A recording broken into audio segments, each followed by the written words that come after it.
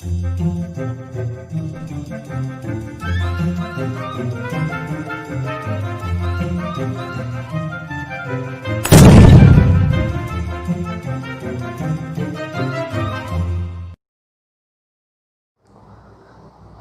students, this is Manish Parikh in front of you. Students, in this video we are going to discuss a new chapter of class 9th. हमने 3 chapter पहले पढ़ लिए हैं. आज हम 4th chapter जो है हमारा क्लास 9th का वो स्टार्ट कर रहे हैं, जो कि है हमारा स्ट्रक्चर ऑफ एटम. चैप्टर कौन सा है हमारा? Structure of atom. ये हम आज पढ़ने जा रहे हैं. तो स्टूडेंट्स, लास्ट चैप्टर में हमने बात की थी कि एटमिक थ्योरी की, कि डाल्टन ने क्या एटमिक थ्योरी बताई. उन्होंने बताया था कि एटम क्या है? इंडिविजुअल पार्टिकल्स है, स्मॉलेस्ट पार्टिकल है किसी भी मैटर का, उसको आप आगे डिवाइड नहीं कर सकते. फिर और कुछ बातें बताई उन्होंने कि जो एलिमेंट्स होते हैं, जो एटम्स होते हैं सेम एलिमेंट के वो सभी सेम होते हैं, जो एलिमेंट्स होते हैं डिफरेंट एटम के वो सभी डिफरेंट होते हैं. इस तरीके से उन्होंने बातें बताई थी और हमने उसके रिगार्डिंग कुछ बात भी की थी. आज हम इस चैप्टर में क्या बात करेंगे? इस चैप्टर में बात करेंगे कि एक्चुअली एटम की स्ट्रक्चर होती कैसी है, क्या क्या उसके अंदर चीज़ें होती हैं, कैसे वो अरेंज होती है, उसकी शेप क्या होती है. ये सारी बातें हम इस चैप्टर में करने वाले हैं. तो सबसे पहले तो आपको पता होना चाहिए स्ट्रक्चर ऑफ एटम में हमारी जो डाल्टन एटमिक थ्योरी थी वो रॉन्ग प्रूव हो गई थी स्टूडेंट्स. क्योंकि हमारे पास क्या हुआ था, एटम के अंदर डिस्कवरी हुई थी किसकी? सब एटॉमिक पार्टिकल्स की. किसकी डिस्कवरी हुई थी? सब एटॉमिक पार्टिकल्स. यानी कि वो जो इंडिविजुअल वाली थ्योरी थी कि आप जो हमारा एटम है उसको डिवाइड नहीं कर सकते फर्दर, और वो गलत साबित हो गई. यानी कि 3 सब एटमिक पार्टिकल, एटम के अंदर 3 पार्टिकल की डिस्कवरी हुई. क्या क्या डिस्कवरी हुई? इलेक्ट्रॉन, ये एक पार्टिकल आइडेंटिफाई किया गया. सेकंड बात की गई प्रोटॉन, और थर्ड बात की गई न्यूट्रॉन. ये जो 3 पार्टिकल हैं ये स्टूडेंट्स क्या हुए? डिस्कवरी हुई इनकी एक एटम के अंदर, कि एक एटम के अंदर क्या पार्टिकल्स होते हैं? इलेक्ट्रॉन, प्रोटॉन और न्यूट्रॉन होते हैं. तो सीधी सी बात है, डाल्टन एटमिक थ्योरी तो क्या रॉन्ग प्रूव होगी, क्योंकि उसने कहा था इसको तो आप डिवाइड नहीं कर सकते. अब बात करते हैं कि इन पे क्या क्या क्वेश्चन आते हैं, क्या चीज़ें पूछी जाती है. तो हमारे 9th के अकॉर्डिंग हमें सिर्फ ये याद रखना है कि इलेक्ट्रॉन का मास कितना है, इलेक्ट्रॉन का चार्ज कितना है, और इलेक्ट्रॉन की डिस्कवरी किसने की थी. तो अगर मैं डिस्कवरर की बात करूँ कि डिस्कवरी किसने की थी, तो डिस्कवरी की अगर बात करें स्टूडेंट्स, तो इलेक्ट्रॉन की डिस्कवरी की थी जे थॉमसन ने. किसने की थी? जे थॉमसन ने इलेक्ट्रॉन की डिस्कवरी की थी.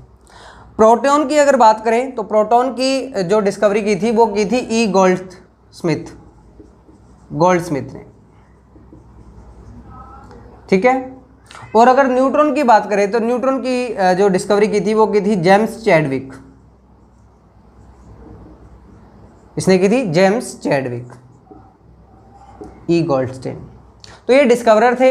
इलेक्ट्रॉन की डिस्कवरी किसने की? जे थॉमसन ने. प्रोटॉन की ई गोल्डस्मिथ ने. न्यूट्रॉन की जेम्स चैडविक ने.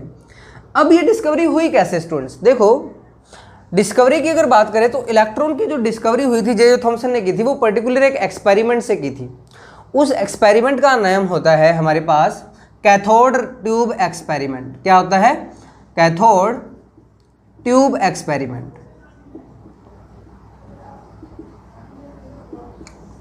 तो ये जो था वो इलेक्ट्रॉन के रिगार्डिंग एक्सपेरिमेंट था. यानी कि इलेक्ट्रॉन की डिस्कवरी किस एक्सपेरिमेंट से हुई थी? Cathode tube experiment. इसलिए इलेक्ट्रॉन्स को क्या बोला जाता है? कैथोड रे भी बोला जाता है. क्या बोला जाता है? Cathode rays. ये कैसा हुआ था, कैसे नहीं हुआ था, ये आप 11th में पढ़ोगे. जब आप 11th में चले जाओगे, अगर देखना चाहते हो कि कैथोड रे ट्यूब एक्सपेरिमेंट क्या था, तो मेरी 11th क्लास की जो वीडियोस हैं स्ट्रक्चर ऑफ एटम की, उसमें आप देख सकते हो. डिस्कवरी ऑफ इलेक्ट्रॉन नाम से एक वीडियो होगी कि कैसे डिस्कवरी हुई थी. लेकिन 9th के अकॉर्डिंग हमारे लिए वो इतना इंपॉर्टेंट नहीं है कि कैसे हुई थी, बट आप फिर भी देखना चाहते हो तो 11th क्लास की जो वीडियोस बना रखी है स्ट्रक्चर ऑफ एटम में, उसमें मेरी पर्टिकुलर एक वीडियो होगी डिस्कवरी ऑफ इलेक्ट्रॉन. या फिर आप यूट्यूब पे सर्च कर सकते हो discovery of electron by chemical mystery. आपको उसमें पता चल जाएगा कि इलेक्ट्रॉन की डिस्कवरी कैसे हुई थी. ठीक है. तो ये क्या होता? कैथोड ट्यूब एक्सपेरिमेंट से क्या निकला था हमारे पास? इलेक्ट्रॉन की डिस्कवरी हुई थी. और इलेक्ट्रॉन्स को क्या कहा जाता है? कैथोड रेज भी कहा जाता है. ठीक है. अब हम बात करें प्रोटॉन्स. प्रोटॉन्स की डिस्कवरी कैसे हुई थी? तो प्रोटॉन्स का एक नाम दिया जाता है कैनाल रेज. एक और नाम है इसका, क्या? प्रोटॉन्स का कैनाल रेज. ठीक है. वो भी एक्सपेरिमेंट कर रखा है कि प्रोटॉन की डिस्कवरी क्या होती. अगर देखना चाहते हो तो वहाँ से देख सकते हो आप. तो प्रोटॉन की डिस्कवरी हुई थी हमारे एनोड ट्यूब एक्सपेरिमेंट या एनोड रेस से, इस तरीके से इस एक्सपेरिमेंट हुई थी, ठीक है। और न्यूट्रॉन तो बहुत बाद में खोजा गया था न्यूक्लियस के बाद में, ठीक है। अगर मैं बात करूं इन पे चार्ज की कि चार्ज क्या क्या हैं, तो देखो जो चार्ज होता है इलेक्ट्रॉन और प्रोटॉन पे वो मैग्नीट्यूड में सेम होता है, नेचर अलग अलग होती है। यानी कि जो हमारा इलेक्ट्रॉन है वो कैसा है, नेगेटिवली चार्ज स्पीशीज है। कैसी है, नेगेटिवली चार्ज है। और प्रोटॉन है जो हमारी वो कैसी है, पॉजिटिव चार्ज स्पीशीज है। यानी कि इस पे कौन सा चार्ज होता है, पॉजिटिव चार्ज होता है। जो न्यूट्रॉन है हमारा वो कैसा होता है, न्यूट्रल होता है। न्यूट्रल का मीन्स इस पे जो चार्ज है वो कितना होगा, जीरो, इस पे जीरो चार्ज होगा। अब तो ये तो बात होगी नेचर की, इस पे इलेक्ट्रॉन पे कैसा चार्ज है, नेगेटिव चार्ज है, इस पे कैसा चार्ज है, पॉजिटिव चार्ज है, इस पे कैसा चार्ज है, जीरो चार्ज है। लेकिन मैग्नीट्यूड कितना है, जो नेगेटिव में चार्ज होता है वो होता है 1.6 इंटू 10⁻⁻19 कूलाम। जो कूलाम होती है वो यूनिट होती है, ऐसा यूनिट चार्ज की। प्रोटॉन की अगर बात करें, प्रोटॉन पे चार्ज होता है 1.6 इंटू 10⁻⁻19 कूलाम। इसका जो साइन होता है वो नेगेटिव होता है, इसका जो साइन होता है वो पॉजिटिव होता है। और दोनों की जो मैग्नीट्यूड है, जो वैल्यू है, वो दोनों की क्या होगी, सेम होगी। ठीक है स्टूडेंट्स, तो इलेक्ट्रॉन कैसा है हमारे एटम में, नेगेटिवली चार्ज स्पीशीज है। प्रोटॉन कैसा है, पॉजिटिवली चार्ज स्पीशीज है। और न्यूट्रॉन कैसा है, न्यूट्रल स्पीशीज है। अब हम बात करें मास की कि मास क्या क्या है इनका। तो मास की बात करें तो तीनों एटम में से, सब एटॉमिक पार्टिकल्स में से लाइटेस्ट पार्टिकल है, लाइटेस्ट पार्टिकल होता है हमारे पास इलेक्ट्रॉन। 9.1 इंटू 10⁻31 kg इतना मास होता है। और जो हमारे प्रोटॉन और न्यूट्रॉन है वो लगभग बिल्कुल एक्यूरेट तो नहीं बट 99% लेकिन कि लगभग सेम वेट के होते हैं। इनका वेट होता है 1.67 इंटू 10⁻27 kg। इसका होता है 1.678 इंटू 10⁻27 kg, अप्रोक्सीमेट बराबर होते हैं। तो अगर मैं बात करूं बाय मास, तो मास सबसे ज़्यादा होता है हमारे पास। अगर मैं मास के अकॉर्डिंग बात करूं तो न्यूट्रॉन सबसे हैवी, फिर प्रोटॉन और फिर इलेक्ट्रॉन। मास के अकॉर्डिंग सबसे हैवी पार्टिकल कौन सा है, न्यूट्रॉन है, फिर प्रोटॉन है और फिर क्या है हमारा, इलेक्ट्रॉन है।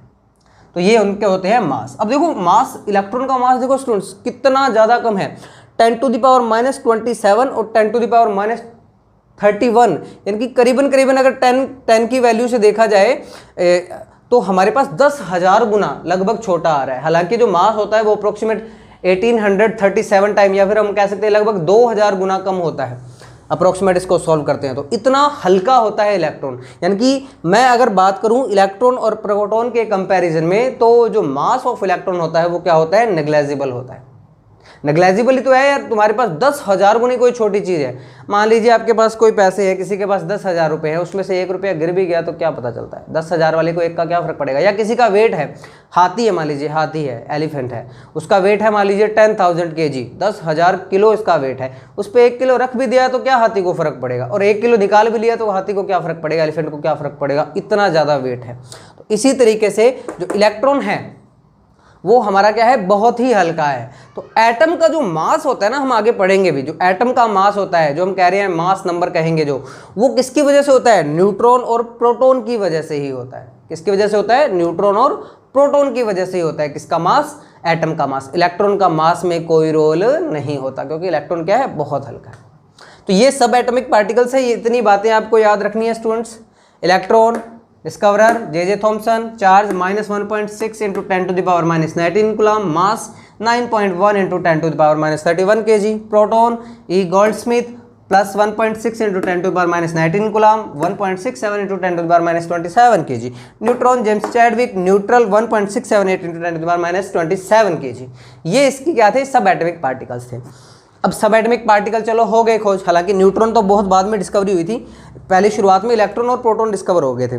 और जैसे ही इलेक्ट्रॉन और प्रोटॉन डिस्कवर हुए, साइंटिस्ट ने अपने जो मॉडल्स थे वो बताने शुरू कर दिए भी भाई ऐसे ऐसे करके ये इलेक्ट्रॉन और प्रोटॉन ऐसे ऐसे अरेंज रहते होंगे, ऐसे एटम की स्ट्रक्चर होती होगी, ये सारी बातें बतानी शुरू कर दी। तो अब हम पढ़ेंगे डेवलपमेंट ऑफ एटॉमिक स्ट्रक्चर, कि कैसे कैसे मॉडल्स आए, हमें कैसे कैसे, जैसे आज तो हम पढ़ते हैं तो प्रॉपर एटम की स्ट्रक्चर पढ़ रहे हैं, लेकिन शुरुआत कैसे हुई, किसने बताया कि एटम कैसा होगा, कैसे इलेक्ट्रॉन अरेंज होंगे, कैसे प्रोटॉन अरेंज होंगे। तो अब हम वो पढ़ते हैं, स्ट्रक्चर ऑफ एटम, या हम कहें मॉडल्स ऑफ एटम। ठीक है, कि किस किस ने क्या क्या मॉडल दिए। तो भाई इलेक्ट्रॉन और प्रोटॉन की डिस्कवरी के बाद में जो सबसे पहले हमारे पास मॉडल आया वो आया हमारे पास कौन सा, J Thomson model of atom. पहले साइंटिस्ट कौन थे जिन्होंने एटॉमिक मॉडल दिया था, वो थे हमारे J Thomson, J Thomson model of atom, model of atom. सुनो स्टूडेंट्स, क्या कहा जे थॉमसन ने? जे थॉमसन ने कहा, क्योंकि देखो जब तक इलेक्ट्रॉन और प्रोटॉन की डिस्कवरी हुई थी, जे थॉमसन ने जब मॉडल दिया तब तक न्यूट्रॉन की तो डिस्कवरी हुई नहीं थी, तो ऑब्वियसली इन्होंने इलेक्ट्रॉन और प्रोटॉन के बेसिस पे ही बताना था। तो इन्होंने क्या कहा जे थॉमसन ने? जे थॉमसन ने कहा भी भाई जो आपका एटम है ना वो पूरा का पूरा क्या है, पॉजिटिव स्फीयर है, यानी कि ये मान लीजिए स्फेरिकल है और ये स्फीयर खुद कैसा है, पॉजिटिवली चार्ज है। कैसा है स्फीयर? Positively charged. और जो आपके इलेक्ट्रॉन है ना, इलेक्ट्रॉन, इसको मैं अलग मार्कर से शो करने की कोशिश करता हूं। ये जो आपके इलेक्ट्रॉन है ना, ये उस पॉजिटिव स्फीयर के अंदर एम्बेडेड है, यानी कि ऐसे धसे हुए हैं।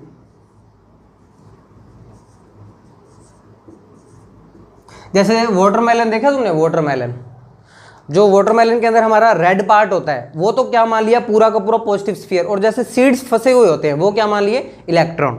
तो इन्होंने अपने तो वाटरमेलन कह रहे हैं, इन्होंने इस जो मॉडल का नाम दिया था वो कहा था plum pudding model, plum pudding model. और हमारे हिंदुस्तान में अगर हम कह सकते हैं, इंडिया के अकॉर्डिंग कह सकते हैं तो वाटरमेलन मॉडल। तो वहाँ पे कोई डिश रही होगी प्लम पुडिंग, उसके अकॉर्डिंग बताया, जैसे हमारे पे वाटरमेलन की हम बात करते हैं, वाटरमेलन मॉडल। तो क्या बताया इन्होंने कि जैसे वाटरमेलन का आपका जो पोर्शन है रेड वाला, वो तो सारा क्या है, पॉजिटिव स्फीयर है, और बीच में जो सीड्स लगे हुए हैं वो क्या लगे हुए हैं, इलेक्ट्रॉन के लगे हुए हैं। ओके। और जे थॉमसन मॉडल काफ़ी उस टाइम, क्योंकि देखो जब कोई शुरुआत करता है ना किसी चीज़ की वो बड़ा फेमस होता है। जो जे थॉमसन ने पहला एटॉमिक मॉडल दे दिया तो ऑब्वियसली ये बहुत फेमस हुए थे, लोग काफ़ी सालों तक ये लोग पढ़ते रहे थे इस चीज़ों के बारे में, हाँ भी एटम ऐसा होता है, एटम ऐसा होता है। लेकिन वही बात, साइंटिस्ट तो खोज करते रहेंगे, नए नए साइंटिस्ट आते रहेंगे, नई नई चीज़ें डिस्कवर करते रहेंगे। तो इन्होंने ये बता के छोड़ दिया भी हाँ भाई इसको प्लम पुडिंग मॉडल कहते हैं, ये पॉजिटिवली चार्ज स्फीयर है, ये नेगेटिव है, बस सिंपल सा इतना, ठीक है। और इसकी वो फोटो है ओरिजिनल जो जैसे होती है वो मैं आपको कोशिश करूंगा स्क्रीन पे शो करने की, कैसा होता है मॉडल, उसमें आप अच्छे से देख भी सकते हो, ठीक है। तो जे थॉमसन मॉडल यही था, भी प्लम पुडिंग मॉडल था। जो आपका एटम होता है वो खुद कैसा होता है, पॉजिटिवली चार्ज स्फीयर होता है, और उसके अंदर इलेक्ट्रॉन्स क्या रहते हैं, एम्बेडेड रहते हैं। सिंपल, ये जे थॉमसन मॉडल था। अब क्या हुआ, नेक्स्ट साइंटिस्ट आए, कौन से? नेक्स्ट साइंटिस्ट आए रदरफोर्ड। कौन आए? रदरफोर्ड। इन्होंने जे थॉमसन की कहानी को कर दिया गलत साबित। कौन आए भैया? रदरफोर्ड आए भैया। कौन आए? रदरफोर्ड। साइंटिस्ट आए रदरफोर्ड। अब रदरफोर्ड क्या थे, एक्सपेरिमेंट करते थे जो होते हैं हीलियम एटम्स या फिर रेज की अलग अलग स्टडी करते थे, एक्स रेज, गामा रेज, इन पे काफ़ी स्टडीज़ करते थे। तो उन्होंने एक एक्सपेरिमेंट देखा। इन्होंने क्या एक्सपेरिमेंट किया, इसको हम कहते हैं अल्फ़ा पार्टिकल या अल्फ़ा स्कैटरिंग मॉडल भी कहते हैं। कैसे होता है वो, देखो इन्होंने क्या देखा, इन्होंने देखा कि हीलियम एटम, या फिर हम बात कहें कि जो था क्या बोलते हैं इसको, alpha particle, yes, alpha particle की बम्बारमेंट करवाई इन्होंने। क्या करवाई? अल्फ़ा पार्टिकल की बम्बारमेंट। अल्फ़ा पार्टिकल बोले तो अल्फ़ा पार्टिकल का मीन्स क्या हुआ, अल्फ़ा पार्टिकल्स का मीन हुआ हीलियम का न्यूक्लियस। हीलियम क्या होता है हमारे पास, 2He4। इसमें से आप इलेक्ट्रॉन निकाल दीजिए 2। हीलियम के पास कितने इलेक्ट्रॉन हैं? 2। तो आपने क्या लिख लिया, 2He+। ये जो न्यूक्लियस बचा ना, हीलियम का न्यूक्लियस, यानी कि अल्फा पार्टिकल का मीन्स क्या कह सकता हूं मैं, न्यूक्लियस ऑफ हीलियम। हीलियम। इन्होंने अल्फा पार्टिकल की बम्बारमेंट करवाई किस पे, एक बिल्कुल गोल्ड जो होती है ना, गोल्ड थीन जो फॉइल होती है उस पे बम्बारमेंट करवा रहे थे, एक्सपेरिमेंट्स कर रहे थे कुछ। तो गोल्ड फॉइल पे क्या करवा रहे थे, बम्बारमेंट करवा रहे थे। वो मैं पिक्चराइज भी करवा दूंगा कि कैसे होती है, स्क्रीन पे दिखा दूंगा कि कैसे बम्बारमेंट करवाते हैं।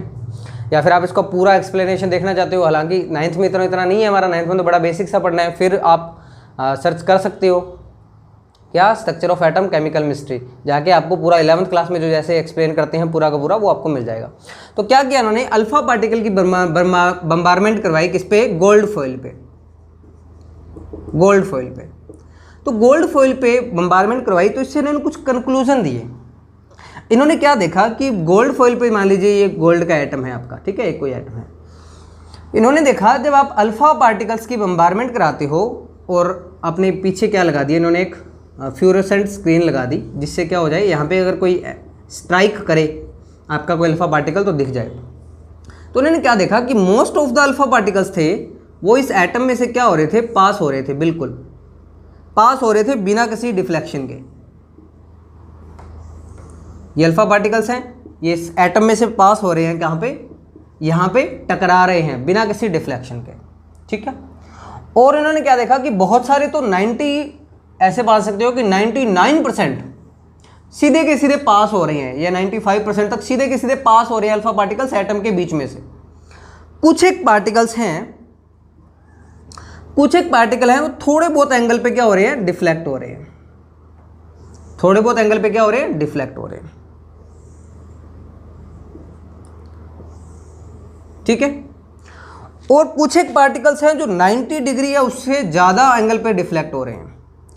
कुछ एक पार्टिकल्स क्या हैं, 90 डिग्री या उससे ज़्यादा एंगल्स पे डिफ्लेक्ट हो रहे हैं। और बहुत ही लेस अमाउंट में पार्टिकल्स हैं, अप्रोक्सीमेट इन्होंने नंबर बताया 1 in 20,000, यानी कि 20,000 में से एक पार्टिकल ऐसा है जो मैं रेड वाला शो कर रहा हूं, जो जिस डायरेक्शन में गया टकरा करके कोलॉइड करके एटम से उसी डायरेक्शन में वापस आ गया, यानी कि जिस डायरेक्शन में गया उसी डायरेक्शन में वापस आ गया।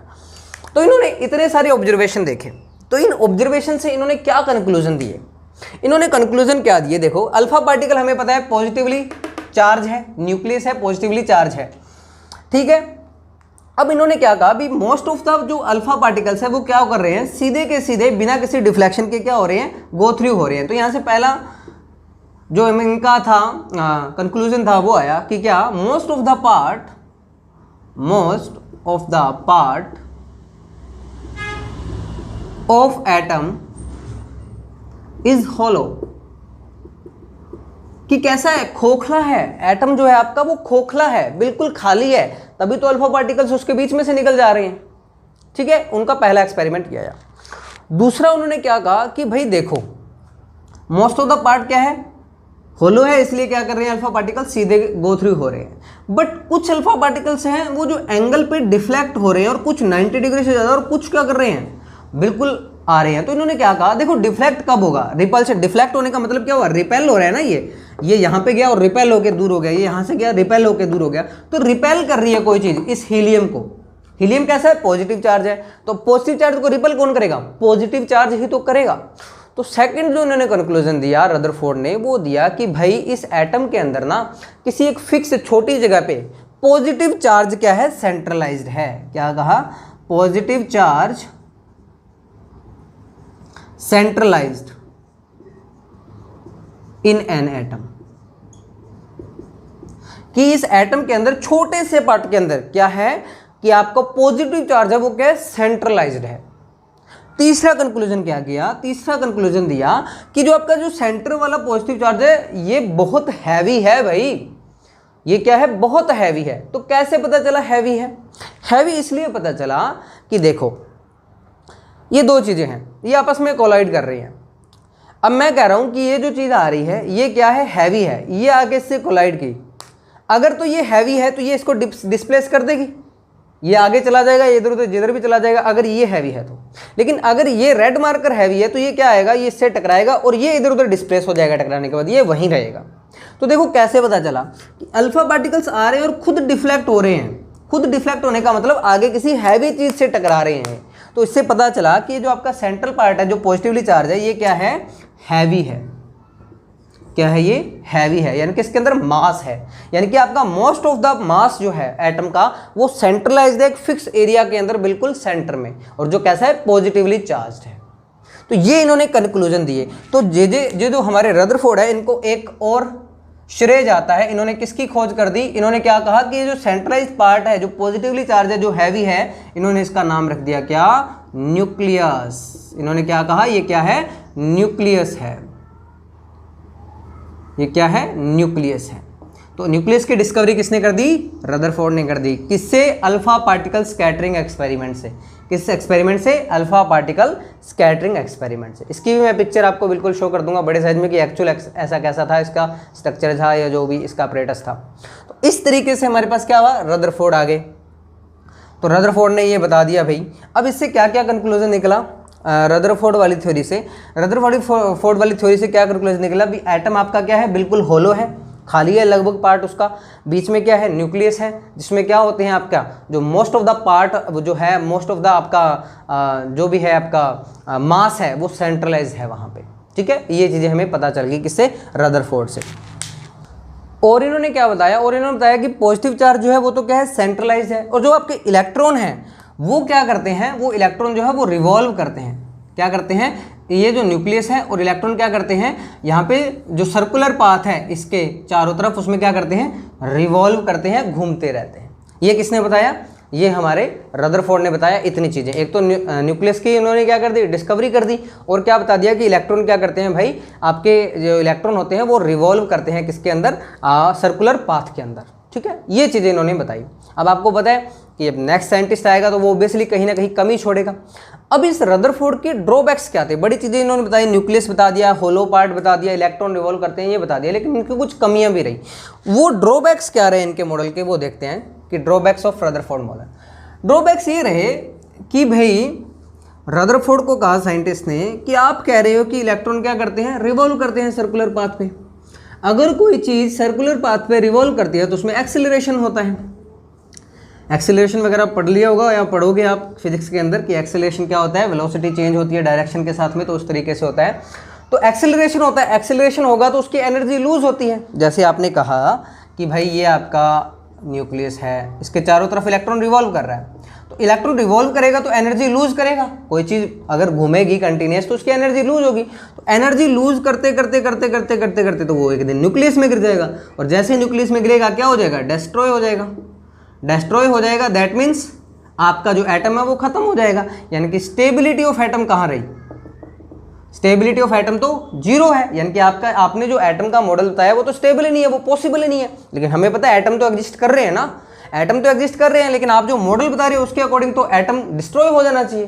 तो यहां से ये सबसे बड़ा ड्रॉबैक था क्या? Stability of atom. वो एक्सप्लेन नहीं कर पाए कि एटम स्टेबल कैसे है, ये जो इलेक्ट्रॉन रिवॉल्व कर रहा है ये एनर्जी लूज क्यों नहीं कर रहा, वो इस चीज को एक्सप्लेन नहीं कर पाए। और एक और इन्होंने ड्रॉबैक्स था, एक ड्रॉबैक था जिसको हम कहते हैं लाइन स्पेक्ट्रम। लाइन स्पेक्ट्रम, हालांकि नाइन्थ के अकॉर्डिंग ये काफ़ी बड़ी बात हो जाती है। लाइन स्पेक्ट्रम क्या है? लाइन स्पेक्ट्रम क्या होता है? आपने पढ़ा होगा छोटी क्लासेस के अंदर या 8th-9th के अंदर कि आप प्रिज्म में से लाइट, व्हाइट लाइट पास करते हो तो ये 7 कलर में क्या हो जाती है? अलग अलग डिवाइड हो जाती है। 7 कलर्स के अंदर, 7 कलर्स के अंदर ना, विबग्योर वाले, वॉयलेट, इंडिगो, येलो, ग्रीन, वो वाले, उसके अंदर क्या हो जाती है? कन्वर्ट हो जाती है। तो अब ये जो ये 7 कलर मिले हैं ना, ये एक्चुअली इसको क्या कहते हैं? हम स्पेक्ट्रम कहते हैं। क्या कहते हैं? स्पेक्ट्रम कहते हैं। अब स्पेक्ट्रम कहते हैं, और स्पेक्ट्रम कैसे है? सातों के सातों कलर दिख रहे हैं तो ये क्या है? कंटिन्यूस स्पेक्ट्रम है। ये क्या है? Continuous spectrum. लेकिन यहाँ पे क्या होता है, जब किसी एटम का स्पेक्ट्रम आप लेते हो तो यहाँ पे 7 कलर की जगह मान लो 1 कलर ही दिखा, 2 कलर ही दिखा, 3 कलर ही दिखे, 7 कलर नहीं दिखेंगे, बीच बीच में गायब होंगे कलर, तो उसको हम कहते हैं लाइन स्पेक्ट्रम या डिस्क्रीट स्पेक्ट्रम। तो दूसरा जो ड्रॉबैक था, लोगों ने पूछा भी चलो ठीक है आपने स्ट्रक्चर की एटम बता दी, स्ट्रक्चर बता दिया क्या होती है एटम की, अब ये बताओ कि स्पेक्ट्रम का कारण क्या है? ये बीच में से कलर क्यों गायब हो रही है जब एटम का स्पेक्ट्रम आप निकालते हो? तो इसको भी ये एक्सप्लेन नहीं कर सके। तो इनके 2 ही ड्रॉबैक्स थे, एक तो क्या था? स्टेबिलिटी ऑफ एटम, सेकंड क्या था? Line spectrum.